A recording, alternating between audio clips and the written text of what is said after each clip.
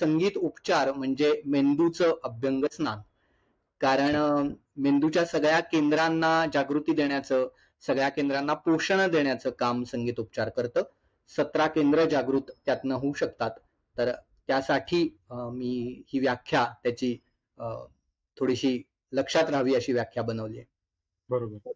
Sir, music therapy जर आपण म्हटलं त्यामध्ये कुठल्या प्रकारचं संगीत, म्हणजे वेस्टर्न म्युझिक झालं, शास्त्रीय संगीत झालं, सुगम संगीत झालं किंवा भजन संगीत झालं, तर कुठल्या प्रकारच्या संगीताने आपण म्युझिक थेरपी करू शकतो? खरं तर सर्व प्रकारचं संगीत वापरता येऊ शकतं केसच्या गरजेनुसार. म्हणजे व्यक्तीची गरज काय आहे, त्याला कोणत्या पद्धतीचं संगीत त्याच्यासाठी सकारात्मक बदलासाठी गरजेचं आहे, याच्यानुसार संगीताचे प्रकार बदलू शकतात. आणि तुम्ही आता जे उल्लेख केले ते सगळे प्रकार किंवा अगदी हिंदी मराठी गाणी, विविध गीत प्रकार असे वापरू शकतो आपण. मात्र जर आपल्याला लॉंग टर्म म्हणजे दीर्घकालीन टिकणारा परिणाम असा हवा असेल तर भारतीय शास्त्रीय संगीतामध्ये जास्त ताकद आहे या पद्धतीचे परिणाम घडवून आणण्याची आणि ते जास्त काळ टिकण्याची. अशी ताकद ही अनेक प्रयोगांती सिद्ध झालेली आहे. तर त्यामुळे दीर्घकालीन परिणामासाठी मात्र शास्त्रीय संगीताचा जास्त विचार होतो. अच्छा. आणि मग सर, म्युझिक थेरपी कुणावर केली जाते? म्हणजे आपण फक्त माणसांवरच करू शकतो? आता बरंच आपण जर साधारण ऍलोपॅथीची जरी ट्रीटमेंट बघितलं तर ती प्राण्यांवर पण होते, माणसांवर पण होते. मग असं जर आपण थेरपी जर म्हणतोय तर ती थेरपी सर्वांसाठी आहे का? खरं तर संगीतोपचार सगळ्यांसाठी असं मी म्हणतो, कारण त्याला काही वयाची, अनुभवाची अशी कोणतीही अट नाही. अगदी आईच्या पोटात असलेल्या किंवा नुकत्याच जन्म झालेल्या बाळांपासून ते सिनियर सिटीजन पर्यंत, ज्येष्ठ नागरिकांपर्यंत असं सगळ्यांसाठी संगीतोपचार आपण करू शकतो.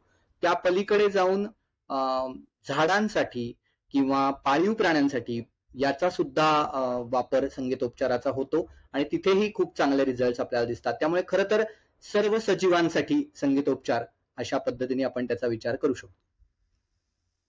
आणि सर, ह्युमन्सवर जर बघितलं तर डिप्रेशनवर संगीत उपचार पद्धतीचा कसा फायदा होतो? डिप्रेशन आजकाल क्लिनिकल डिप्रेशन हे खरं तर खूप सिव्हिअर असतं. म्हणजे जेव्हा तुम्ही क्लिनिकली डायग्नोज केलं जातं डिप्रेस्ड आहात असं, ते खूप सिव्हिअर असतं. पण बरेच जण डिप्रेशन हा शब्द खूप बोलीभाषेत असल्यासारखा वापरतात. म्हणजे मला जरा डिप्रेशन आलंय असं म्हणतात. तर खरं तर ते नकारात्मक विचार असतात किंवा त्या दिशेने जाणारे विचार असतात.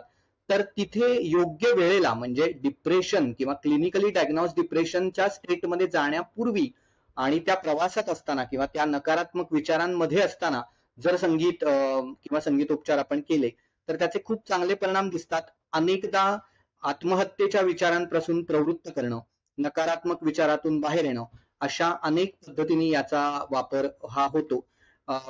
जर थोडंसं उदाहरण बघायचं झालं तर किंवा डिप्रेशनच्या दिशेने जाणाऱ्या व्यक्ती कडनं असं होतं की त्यांच्याकडनं उदास किंवा त्यांच्या मनस्थितीशी साधर्म्य साधणारं सॅड गाणी, दुःखी गाणी अशी ऐकली जातात की जी त्यांच्या मनस्थितीशी जुळणारी असतात.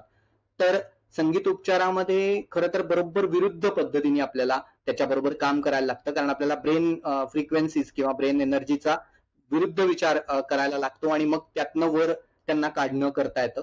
तर त्यामुळे उपचार पद्धती जर वेळीच केली, म्हणजे थोडंसं नकारात्मक असताना, विचार थोडे नकारात्मक दिशेने जाताना उपचार जर केले तर त्याचे खूप चांगले परिणाम मिळतात. डिप्रेशनच्या सिव्हिअर केसेसमध्ये सुद्धा खूप चांगले रिझल्ट मिळालेले आहेत. अच्छा.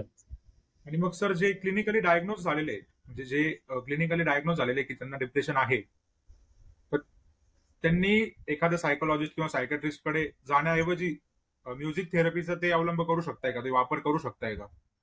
हो, ते नक्कीच करू शकतात. मात्र अशा केसेसमध्ये आपण वैयक्तिक माहिती घेतो. म्हणजे संपूर्ण कोणत्याही म्युझिक थेरपीच्या वैयक्तिक केससाठी, डिप्रेशनच्याच असं नाही तर सगळ्या केसेससाठी वैयक्तिक माहिती घेतली जाते. त्याच्यामध्ये फॅमिली हिस्ट्री असेल, स्वभाव असेल, कामाचे स्वरूप असेल, शिक्षण किंवा कोणत्या वातावरणामध्ये ती व्यक्ती आहे, सांगीतिक अनुभव काय आहे, असं सगळी माहिती त्याची हिस्ट्री म्हणून घेतली जाते आणि त्यानुसार संगीत उपचाराची दिशा ठरवली जाते आणि त्यानुसार केले जातात.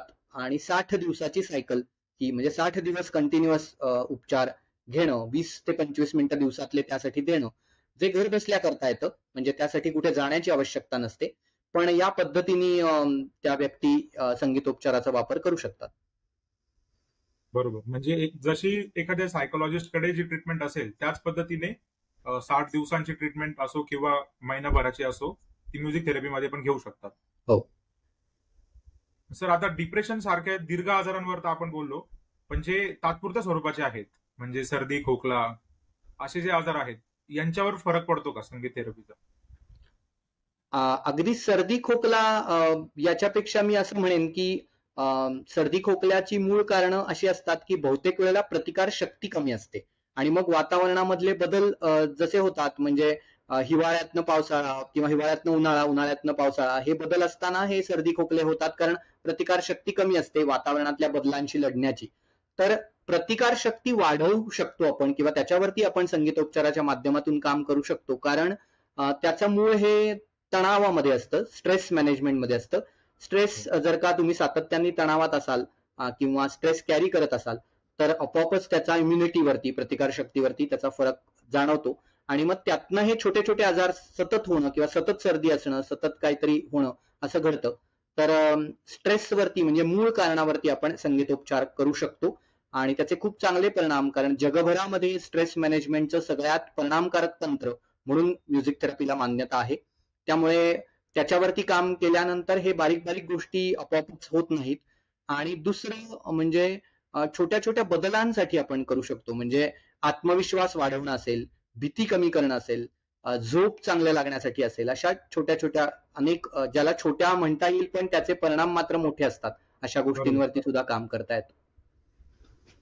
सर, तुम्ही आता बोलताना कॉन्फिडन्स बद्दल बोलले, म्हणजे ज्यांच्यामध्ये आत्मविश्वास कमी आहे, तर मग असं बऱ्याच वेळेस होतं, बऱ्याच विद्यार्थ्यांसोबत होतं, किंवा वय जरी जास्त असेल पण तरी काही लोक असतात अंडर कॉन्फिडंट असतात ते, तर त्यांनी कुठल्या प्रकारचं संगीत ऐकायला हवं? खरं सांगायचं तर आत्मविश्वास हा काही वेळेला आपल्याला विशिष्ट वेळेला किंवा विशिष्ट पद्धतीच्या कामामध्ये कमी पडतो असं अनेक जणांचं जाणवतं. म्हणजे इम्पॉर्टंट मीटिंग्स असतील किंवा काही जणांसमोर काही बोलायचं असेल किंवा या पद्धतीचं काम असेल, अशामध्ये आत्मविश्वास कमी पडण्याची लक्षणं जास्त दिसतात. तर त्या महत्वाच्या कामांच्या पूर्वी जर का एक 10 ते 15 मिनिटं विशेषतः वाद्यसंगीत आणि त्याच्यामध्ये सतार या वाद्यसंगीत जर का ऐकलं गेलं तर त्याच्यामध्ये आत्मविश्वास आपल्याला मिळण्याची शक्यता जास्त असते, जास्त वाढते. किंवा त्याच्यामध्ये शुद्ध स्वरांचे राग ज्याला म्हणता येईल, म्हणजे दुर्गा किंवा भूप, याचा सुद्धा ऐकण्यामध्ये समावेश हा करता येतो आत्मविश्वासासाठी.